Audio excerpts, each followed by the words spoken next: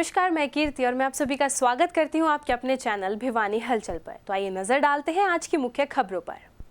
नवरात्रि के 7वें दिन स्थानीय सब्जी मंडी स्थित माता मंदिर में मां भगवती के 7वें स्वरूप मां कालरात्रि की पूजा अर्चना भक्तों द्वारा भक्तिपूर्वक की गई। मां कालरात्रि को यंत्र, मंत्र और तंत्र की देवी भी कहा जाता है। वह ज्योतिषी मान्यताओं के अनुसार देवी कालरात्रि शनि ग्रह को नियंत्रित करती है, अर्थात इनकी पूजा से शनि के दुष्प्रभाव दूर होते हैं। नवरात्रि के 7वें दिन दुर्गा माँ की 7वीं शक्ति देवी कालरात्रि की पूजा का विधान है। माँ कालरात्रि को यंत्र, मंत्र और तंत्र की देवी भी कहा जाता है।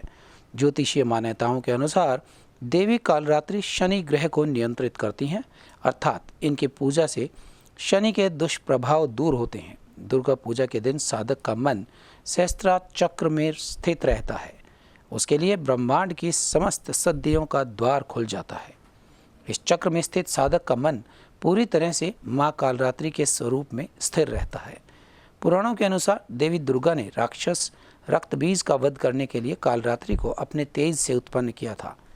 इनकी उपासना से प्राणी सर्वथा भय मुक्त हो जाता है।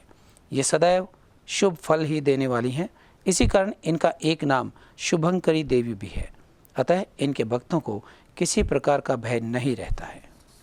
राम कुमार पंडित और सब्जी मंडी में विशाल मंदिर है, उसका आयोजन हो रहा है माता रानी का।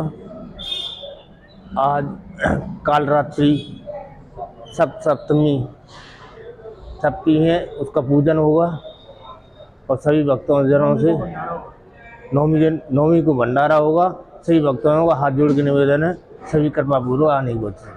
हम माता शेरावाली का मंदिर है, इसमें आते हैं, हमारी मनोकामना पूरी करती है ये, इसलिए हम इसमें जोत बत्ती करते हैं जी। शाहूजा है, मैं बजरंगबली कॉलोनी का निवासी हूँ और सब्जी मंडी में बहुत पुराना मंदिर है ये।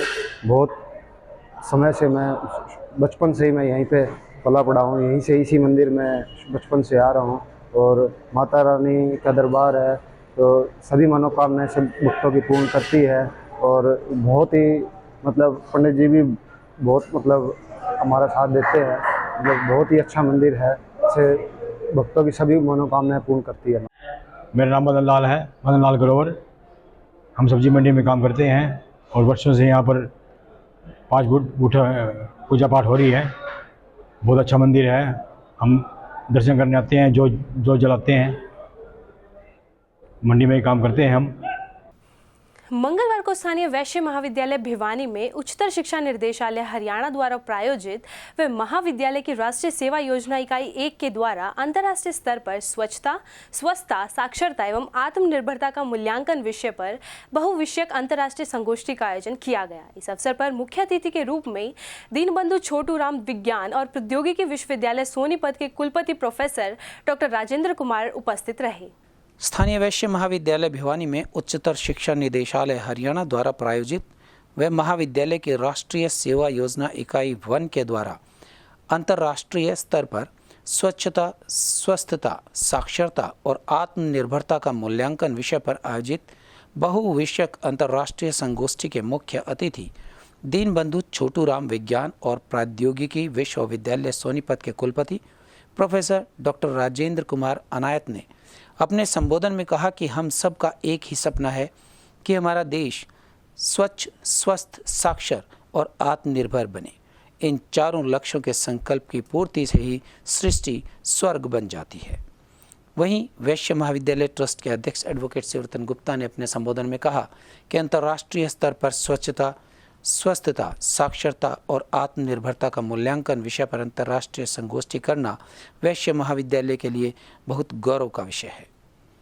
इनके साथ ही भिवानी के विधायक एवं ट्रस्टी घनश्याम दास सराफ ने कहा कि मनुष्य ईश्वर की सबसे सुंदर रचना है।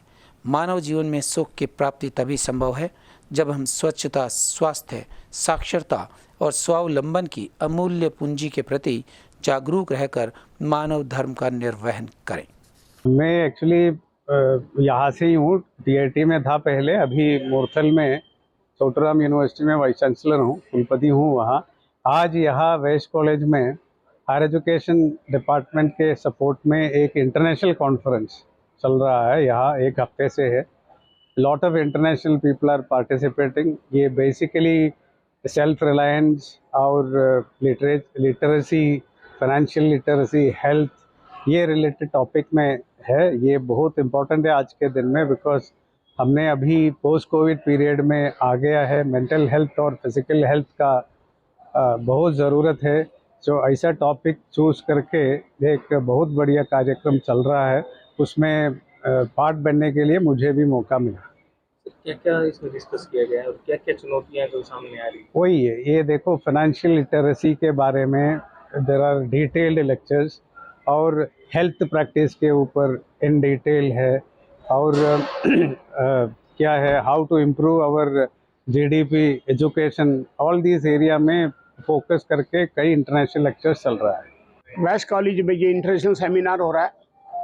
ये बहुत बड़ी बात है, बहुत अच्छी बात है, क्योंकि चाहे टॉपिक 4 ही हैं और चारों ऐसे टॉपिक हैं जो आम आदमी की ज़िंदगी से जुड़े हुए हैं.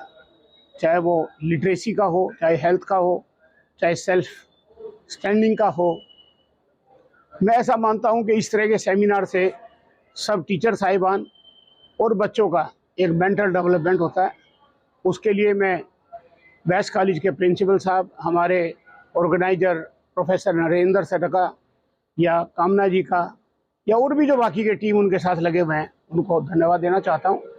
और मेरा तो मन करे तो मैं बोलता हूं कि एवरी 15 डे, चाहे वो स्पॉन्सर बाय हरियाणा गवर्नमेंट हो हायर एजुकेशन, या मैं स्पॉन्सर करना चाहता हूं कुछ ऐसे सब्जेक्ट को जो मेरे दिल के नज़दीक हैं, ताकि भिवानी के लोगों का ज्ञान बढ़े. जैसा मैंने अभी बोला कि मेरे प्रधान शिवरतन जी से मैं पूछ रहा था इस सवाल कि why people are dying at 55, 60, 65 और 70. In my view, anybody dying at 70 is a premature death. Why not 90, why not 100, and that too not a ill health, healthy life. तो उसके लिए we will try sometime again. ऐसी literacy पे बहुत लोग literacy का meaning लगा लेते हैं पढ़ने लिखने से, लेकिन खाली वो नहीं है. मेडिकल की लिटरेसी है, फाइनेंस की लिटरेसी है. आज मैं आपको ये बताना चाहता हूं, जो मैं अभी डैश पे भी बात करूंगा इस बारे में. हम जब भी बात करते हैं सिर्फ नौकरी देने वाले कोर्स की बात करते हैं, एंटरप्रेन्योर बनाने की, इंडस्ट्री चलाने की. जो लोग नौकरियां दे उस तरह वाले आदमी की तो बात ही नहीं करते. हर आदमी की बात करता है यहाँ कि ऐसी कोर्स बता दो जिससे मुझे नौकरी मिल जाए. तो मैं इसके बहुत थोड़ा खिलाफ हूँ. आपको एक बात बताता हूँ, अमेरिका के अंदर जब कोई स्टूडेंट एडमिशन लेता है, उसके माँ बाप कहते हैं कि इस कॉलेज में नहीं जाना क्योंकि यहाँ सिर्फ जॉब से रिलेटेड है. हमको ऐसे बिजनेस स्कूल में बच्चे को भेजना है ताकि वो निकल के अपनी इंडस्ट्री चालू करे, बिजनेस चालू करे. आज भिवानी वेस्ट महाविद्यालय में राष्ट्रीय सेवा योजना इकाई 1 के द्वारा निदेशक उच्चतर शिक्षा द्वारा प्रायोजित 1 दिवसीय अंतर्राष्ट्रीय संगोष्ठी का आयोजन किया गया है. अंतर्राष्ट्रीय संगोष्ठी का विषय है स्वच्छता, स्वस्थता, साक्षरता एवं आत्मनिर्भरता का मूल्यांकन. जब भी हम स्वच्छता की बात करते हैं तो लोग अपने आसपास की सफाई को स्वच्छता समझते हैं, जबकि महात्मा गांधी जी की दूरदृष्टिता ने प्रारंभ में ही स्वच्छता के 3 आयाम निर्धारित कर दिए थे: तन की स्वच्छता, मन की स्वच्छता और परिवेश की स्वच्छता. यदि हम शारीरिक और मानसिक रूप से स्वस्थ हैं, मानसिक रूप से तात्पर्य यदि हम दूषित विचारों को बाहर निकाल देते हैं, स्वस्थ दृष्टिकोण रखते हैं, तो हमारी अधिकांश समस्याएं स्वतः ही समाधान हो जाएगी, अधिकांश समस्याओं का. इसी प्रकार से परिवेश की समस्या, आज हम प्राकृतिक संसाधनों का अंधाधुंध देख रहे हैं, जिसके कारण अनेक प्रकार की प्राकृतिक समस्याएं मुंह भाकर खड़ी हुई है. तो महात्मा गांधी की दूरदृष्टिता ने प्रारंभ में ही कह दिया था, स्वच्छता से तात्पर्य तन की स्वच्छता, मन की स्वच्छता, परिवेश की स्वच्छता. और जब हम इन तीनों पर ध्यान देते हैं तो यह स्वतः ही स्वच्छता में परिवर्तित हो जाती है. स्वस्थता में भी कई लोगों की संकुचित भावना है, संकुचित दृष्टिकोण है कि वे शारीरिक रूप से सक्षम है, शारीरिक रूप से स्वस्थ है, सुंदर दिखते हैं तो स्वस्थ है. इसका तात्पर्य कदापि नहीं है, क्योंकि शारीरिक रूप से स्वस्थ केवल आपकी शक्ति और बल और शारीरिक रूप से स्वस्थ को ही दर्शाता है, जबकि मानसिक रूप से स्वस्थ भी काफ़ी जरूरी है. क्योंकि आज संयुक्त राज्य अमेरिका की बात करें, हम जापान की बात करें, जर्मनी की बात करें, तो वहाँ पर मानसिक स्वास्थ्य के केस काफ़ी देखने को मिलते हैं. यद्यपि स्वच्छता में भारत का आंकड़ा काफी पीछे है। भारत अनेक चुनौतियों का सामना कर रहा है, साथ में संयुक्त राज्य अमेरिका भी कर रहा है। लेकिन जब हम स्वच्छता की बात कर रहे हैं तो मानसिक रूप से भारतवासी स्वस्थ है। आज वैश्य महाविद्यालय में अंतर्राष्ट्रीय राष्ट्रीय गोष्ठी का आयोजन एनएसएस यूनिट द्वारा किया जा रहा है, जिसका उद्घाटन मुरथल यूनिवर्सिटी के vice chancellor professor Rajendra Anayat ji द्वारा किया जाएगा और समापन सत्र में मीरपुर यूनिवर्सिटी के vice chancellor doctor JP Yadav ji मुख्य अतिथि के रूप में शिरकत करेंगे। आज का जो सेमिनार है वो स्वास्थ्य के ऊपर है, स्वच्छता के ऊपर है, साक्षरता के ऊपर है और आत्मनिर्भरता के ऊपर है। उन सब का हमें आज के सेमिनार में अंतर्राष्ट्रीय स्तर पर इस चीज़ का क्या मूल्यांकन है उसको समझने के लिए केवल एक यही चीज़ महत्वपूर्ण है कि इसका मूल्यांकन करते वक्त हमें ये देखना है कि किस जो देश इन चीज़ों के ऊपर खरा उतरा है वो किस पायदान पर खड़ा है। आगे भी हमारे पास इसी प्रकार की महत्वपूर्ण जानकारी है कि कई देश अब इसके ऊपर जोर शोर से लगे हुए हैं, क्योंकि मेरा मानना है कि जब तक हमारे आसपास स्वच्छता नहीं होगी हम स्वस्थ नहीं रहेंगे, जब स्वस्थ नहीं रहेंगे हम पढ़ नहीं सकते और जब हम पढ़ नहीं सकते तो आत्मनिर्भर भी नहीं हो सकते। तो ये चारों जो स्तंभ है ये आपस में एक दूसरे से जुड़े हुए हैं। जब चारों ठीक होंगे, हम स्वच्छ, हमारे आसपास स्वच्छता होगी, हम स्वस्थ होंगे, हम साक्षर पढ़े लिखे होंगे, हम आत्मनिर्भर बन सकते हैं, हम दूसरों को नौकरी प्रोवाइड कर सकते हैं। आदर्श महिला महाविद्यालय की 20वीं वार्षिक एथलेटिक मीट के समापन समारोह में वर्ल्ड यूथ चैंपियनशिप साक्षी चौधरी और राष्ट्रीय मंडल खेल की मेडलिस्ट जैस्मिन ने मुख्य अतिथि के तौर पर शिरकत कर कार्यक्रम में 4 चांद लगा दिए। इस अवसर पर महाविद्यालय द्वारा all India inter university heptathlon event में स्वर्ण पदक लाने पर छात्रा को 11,000 रुपये का नगद पुरस्कार दिया गया। वह 79 अनेक खिलाड़ियों को भी नगद पुरस्कार दिया गया। बॉक्सर जैस्मिन ने प्रतिभागियों और विजेताओं का हौसला बढ़ाते हुए कहा कि जीवन में किसी भी क्षेत्र में सफलता पाने के लिए लक्ष्य निर्धारित कर दृढ़ संकल्प से आगे बढ़ते रहें। कड़ी मेहनत और बुलंद हौसलों के साथ हर चुनौती पर विजय प्राप्त की जा सकती है। प्रबंधकारिणी समिति के महासचिव अशोक भुवानीवाला ने सभी छात्राओं को बधाई देते हुए कहा कि विद्यार्थियों को अपने अंदर छिपी प्रतिभा को पहचान कर उसे निखारने के लिए प्रयासरत रहना चाहिए। महाविद्यालय की हमेशा से यही कोशिश रही है कि छात्राओं को अपने सपने पूरे करने के लिए हर संभव मदद और सुविधा प्रदान की जाए। शिवरतन गुप्ता, अध्यक्ष वैश्य महाविद्यालय ट्रस्ट ने छात्राओं को आशीर्वचन देते हुए कहा कि सही कोच के मार्गदर्शन में हर खिलाड़ी सोने सा निखरता है और गुरु के आशीर्वाद से अपने परिवार, कॉलेज, प्रदेश और देश का नाम ऊंचाइयों पर ले जाता है। चौधरी बंसीलाल विश्वविद्यालय के डीन स्टूडेंट वेलफेयर और स्पोर्ट्स विभाग के अध्यक्ष सुरेश मलिक ने महाविद्यालय के छात्राओं की तारीफ करते हुए कहा कि इस कॉलेज की छात्राएं हर एक क्षेत्र में लड़कों से अग्रणी रही हैं और अपने माता पिता और राष्ट्र का नाम रोशन कर रही हैं। शहर के पोश इलाके कहे जाने वाले सेक्टर 13 व 23 में सेक्टर वासियों को पीने के पानी की समस्या का सामना करना पड़ रहा है। कई बार अधिकारियों को शिकायत देने के बावजूद भी समस्या ज्यों की त्यों बनी हुई है। इसी कड़ी में मंगलवार को सेक्टर वासियों ने पार्क में इकट्ठा होकर जिला प्रशासन के खिलाफ जमकर नारेबाजी की व जल्द से जल्द समस्या के समाधान की मांग की। सेक्टर 23 के रेजिडेंट्स वेलफेयर एसोसिएशन के संरक्षक महेंद्र चौहान ने बताया कि हुड्डा के सभी जन स्वास्थ्य अधिकारियों से वह कई बार मिल चुके हैं। एसडीओ, एक्सीएन, जेई सभी को शिकायत में गुहार लगा चुके हैं, लेकिन आज तक उनके घरों में पानी की बूंद तक नज़र नहीं आ रही है। ऐसे में लोगों को पानी टैंकरों से खरीद कर पीना पड़ रहा है या फिर सबमर्सिबल का सहारा लेना पड़ता है। उनका कहना है कि अभी तो गर्मी आई भी नहीं है, गर्मी आने के बाद क्या हालत होगी। भूमिगत जल जो निकाला जाता है उसका भी टीडीएस ज़्यादा है, जिसकी वजह से उन्हें अनेक बीमारियां होने का खतरा बना रहता है। खारा पानी होने की वजह से यह पानी पीने के काम भी नहीं आता है। वहीं जिला प्रशासन व हरियाणा सरकार से मांग की गई है कि उनकी पानी की समस्या को जल्द से जल्द दुरुस्त करवाया जाए। सेक्टर 23 का मुख्य संरक्षक हूँ। सेक्टर 23 में पानी की बहुत ज़बरदस्त समस्याएं बनी है। जब सर्दी में यह हालत है तो आगे गर्मी में क्या होगा। 911 से लेकर के 964 मकान तक पानी बिल्कुल हफ्ते में भी नहीं आता है। इनकी तो इतनी बुरी समस्या है आके पूछो मत। कभी कभार पानी आता है, वो आते ये मोटर चलाते हैं उससे पहले ही पानी जो है गायब हो जाता है। हमने इसकी शिकायत हुड्डा कि एक्शन एसडीओ वगैरह जेई सभी को किए, अब भाई पानी नहीं आता। वो कहते हैं कि यहाँ एक इस लाइन में 4 इंची पाइप दबी है, बाकी सभी जगह 6 इंची पाइप दबी है। इसका कोई हल नहीं हो रहा, कई बार दरखास्तें लगा ली। वाल कहते हैं कि वाल बदली कर दो, वो भी नहीं हो रहा। अब ये न जाने क्या क्या बोले, हमने ऊपर भेज रखी है कि भाई 6 इंची लाइन डलनी चाहिए तभी इसका हल होगा। पता नहीं हो भी गा नहीं होगा। हमने काफ़ी कोशिश कर ली है, हमने कई बार हुड्डा को कई बार चिट्ठी लिख चुके हैं, एसडीओ जेई सभी से बातचीत कर चुके हैं, लेकिन अभी तक इसका कोई हल नहीं हुआ। पानी की समस्या, गर्मी आएगी तो पता नहीं क्या होगा। हमने इस ग्रीन बेल्ट में भी समरसीबल लगा रखे है, पानी एक पेड़ में पानी देने के लिए पानी का कोई कनेक्शन नहीं है। मैं Karan Singh, retired lecturer, sector 23 Bhiwani. हमारे यहाँ पानी की काफ़ी समस्या है। वैसे तो राशनिंग के तहत एक दिन छोड़ के एक दिन आता है, लेकिन प्लाट नंबर 911 से और 964 तक 3-3, 4-4 दिन में कभी कभार तो एक हफ्ता निकल जाता है। पानी की बहुत लंबी चौड़ी समस्या है। हुड्डा के अधिकारियों को बार बार हम लिखित और मौखिक में शिकायत दे चुके हैं, कल भी देकर आए हैं, लेकिन उसका अभी तक कोई समाधान होता नज़र नहीं आता।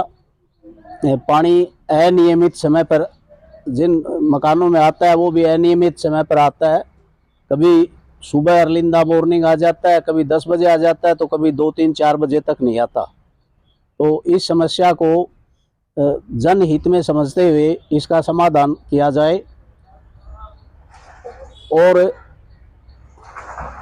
किसी लाइन का अगर एक्स्ट्रा प्रबंध करना हो तो वो भी किया जाए।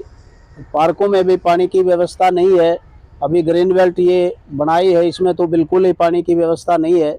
इसलिए जो सबसे शहर की फास्ट कॉलोनी है, जिसको हुड्डा सेक्टर को बढ़िया माना जाता है, उसमें भी पानी की समस्या है, तो बाकी शहर में तो जिक्र करने लायक ही नहीं है।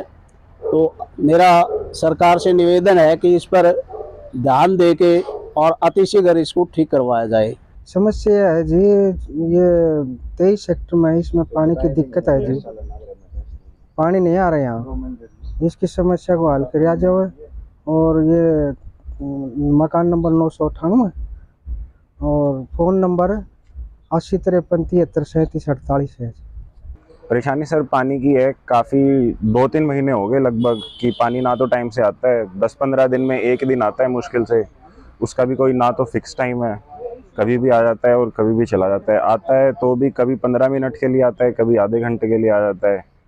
और अब ऑलमोस्ट ये तो सेक्टर है कि ये तो है नहीं कोई छोटा गांव है या फिर कोई छोटी कॉलोनी है, ये तो पॉश एरिया है भिवानी का, भिवानी डिस्ट्रिक्ट का, और यहाँ पे भी पानी की इतनी समस्या। और अब सर गर्मियों के टाइम में तो और भी ज़्यादा ये दिक्कत बढ़ेगी आगे आगे।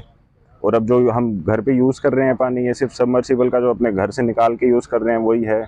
उसमें ना तो अच्छा खाना बनता है, ना अच्छे उसमें स्किन के ऊपर भी इन्फेक्शन वगैरह होते हैं क्योंकि वो पानी खारा है।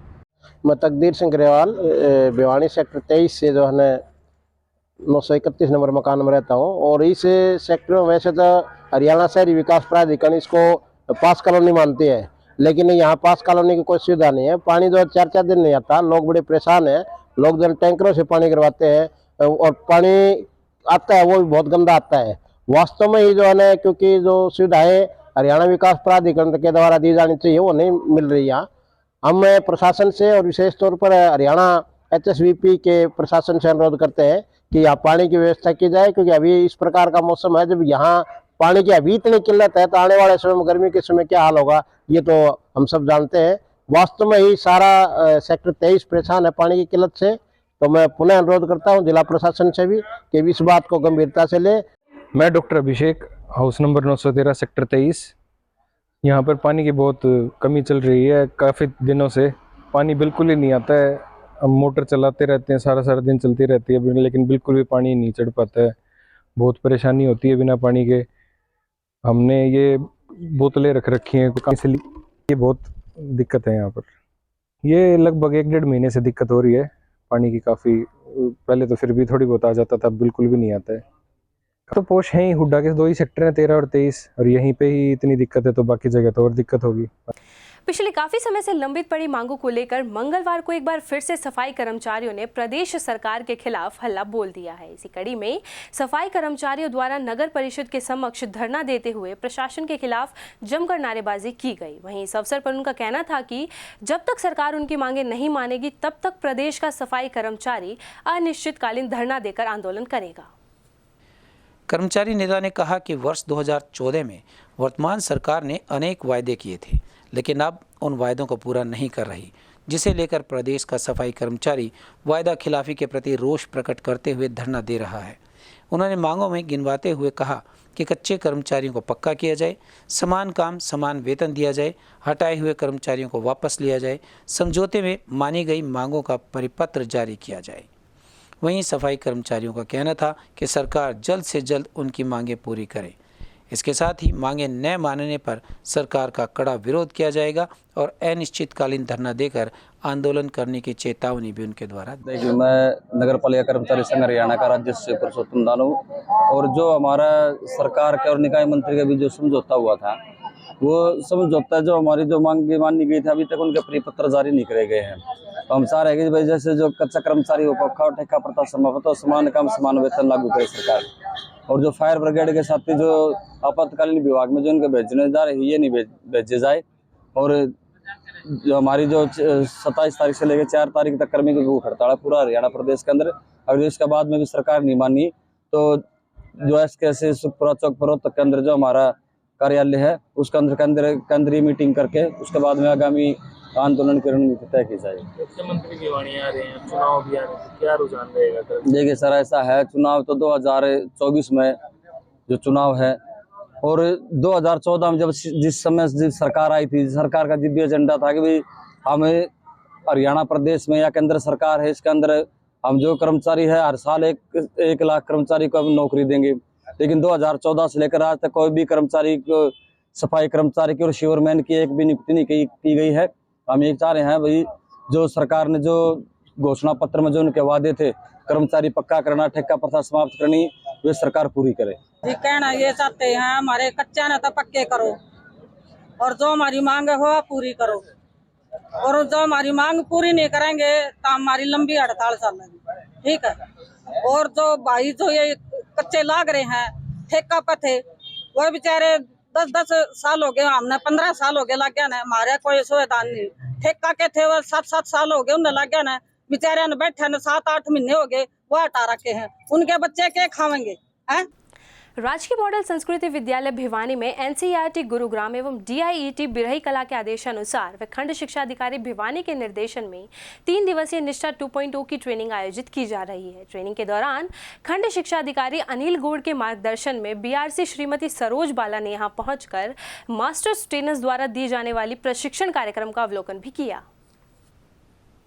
इस ट्रेनिंग के दौरान मास्टर ट्रेनर्स ने सभी प्राध्यापकों के समक्ष अपने अपने उद्बोधन में नई शिक्षा नीति का जिक्र करते हुए अनेक विधाओं पर चर्चा की और एक दूसरे के विचार आमंत्रित करते हुए अलग अलग विषयों में प्रयोग की जाने वाली पठन पाठन सामग्री की सहायता से कार्यक्रम को सफल बनाया। आज के निष्ठा ट्रेनिंग के दौरान खंड शिक्षा अधिकारी डॉक्टर अनिल गौड़ के मार्गदर्शन में BRC श्रीमती सरोज बाला ने यहां पहुंचकर मास्टर ट्रेनर्स द्वारा दी जा रहे प्रशिक्षण कार्यक्रम का अवलोकन किया और अपने विचार भी रखे। वहीं संबंधित अधिकारियों को दिशा निर्देश भी दिए।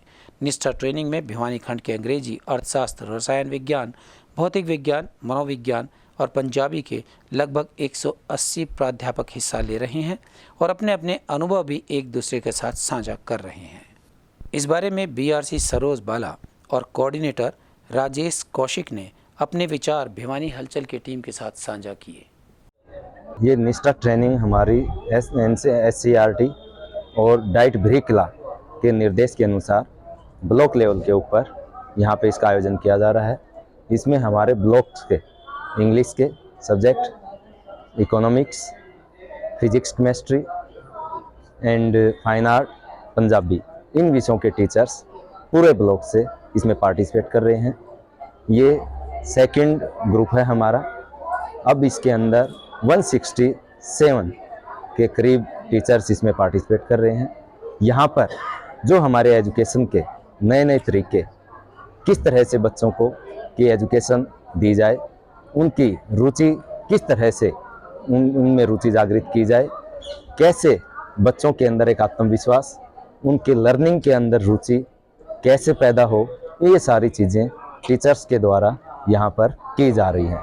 टीचर्स अपने एक्सपीरियंस भी यहाँ पे शेयर कर रहे हैं और टीचर्स ही एक दूसरे को यहाँ पे मोटिवेट भी कर रहे हैं कि हमें इस तरह से करके ये मेथड्स अडोप्ट करके हम ये लर्निंग आउटकम्स, इन ऑब्जेक्टिव्स को हम प्राप्त कर सकते हैं और निष्ठा के माध्यम से हम बच्चों का जो लर्निंग लेवल है उसको हम अप कर सकते हैं, बच्चों के अंदर क्यूरियोसिटी जागृत कर सकते हैं, उनके रुचि उनमें उत्पन्न कर सकते हैं यहाँ पे इन जो इनोवेटिव्स जो मेथड्स हैं उनको अपना करके। इससे जो नई नई टेक्निक्स जो टीचर्स यहाँ पे एक दूसरे से शेयर करते हैं वो जा करके अपने स्कूल्स में उनको इम्प्लीमेंट करेंगे और बच्चे उसके माध्यम से सीखेंगे और बच्चे तत्परता के साथ में, बड़ी लगन के साथ उस चीज़ से पढ़ पाएंगे। ये SCRT गुड़गांव के द्वारा प्रायोजित कार्यक्रम है, निष्ठा ट्रेनिंग चल रही है और ये दूसरा बैच यहाँ पर चला हुआ है। अध्यापकों को इसमें ये ट्रेनिंग दी जाती है कि बच्चों के सर्वांगीण विकास के लिए किस तरह की विधियों को अपनाएं, किस तरह शिक्षण विधियां अपनाएं, उनके साथ किस तरह से उस बच्चे को सिखाया जाए, वो सब बातें यहाँ पर उनको अध्यापकों को इसके बारे में ट्रेनिंग दी जाती है। ये सरकार का बहुत सराहनीय प्रयास है और इसका परिणाम जो है ना बहुत अच्छा है। ये 3 बैच चलेंगे, एक बैच इसका हो चुका और एक दूसरा अभी चल रहा है और तीसरा और चल रहा है।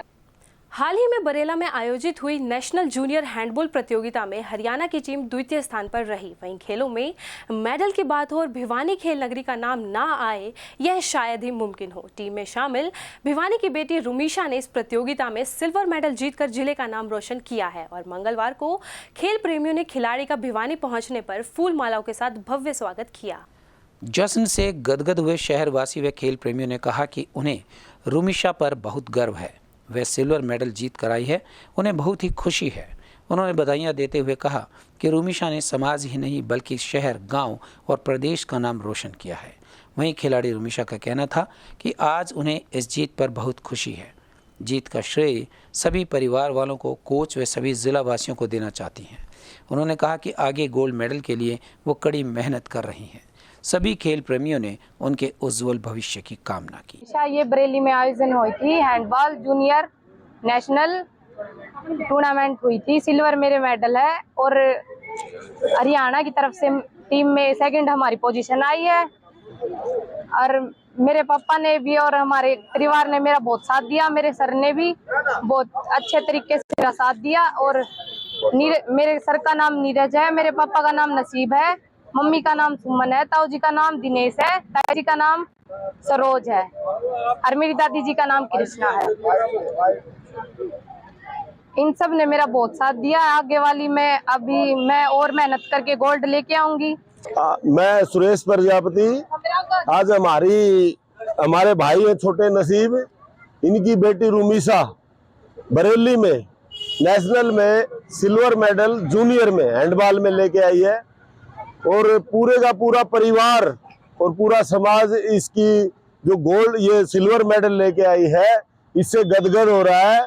और बेटी ने मैं आश्वासन दिया है भी मैं आगे और मेहनत करके इसको गोल्ड में तब्दील करूंगी। और मेरी गुड़िया नहीं है, वो पूरे गांव की, पूरे समाज की गुड़िया है। मेरी गुड़िया ने आज हरियाणा की जूनियर हैंडबॉल की तरफ से सिल्वर मेडल जीता है और मैं मेरे जो साथी हैं उनका भी आभार व्यक्त करता हूं, मेरे गांव वाले का भी, और जो मेरे शहर के साथी हैं उनने भी मेरा बहुत साथ दिया। मैं इनका बार बार धन्यवाद करता हूं।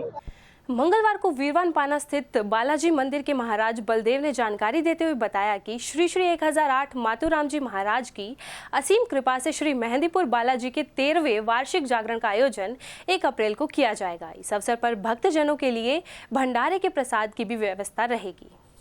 बालाजी महाराज का बाबा मातूराम जी की कृपा से, दिल्ली वाले बाबा की असीम कृपा से हर वर्ष की भांति इस प्रोग्राम ये बालाजी का जागरण संकट मोचन बाबा का प्रोग्राम वार शनिवार 1 तारीख 4था महीना 2023 को होने जा रहा है। जागरण प्रभु की इच्छा तक सुबह तक चलेगा आयोजक भगत बलदेव प्रसाद अग्रवाल, वीरवान पन्ना, गली गोकुल चंदारिया, भिवानी।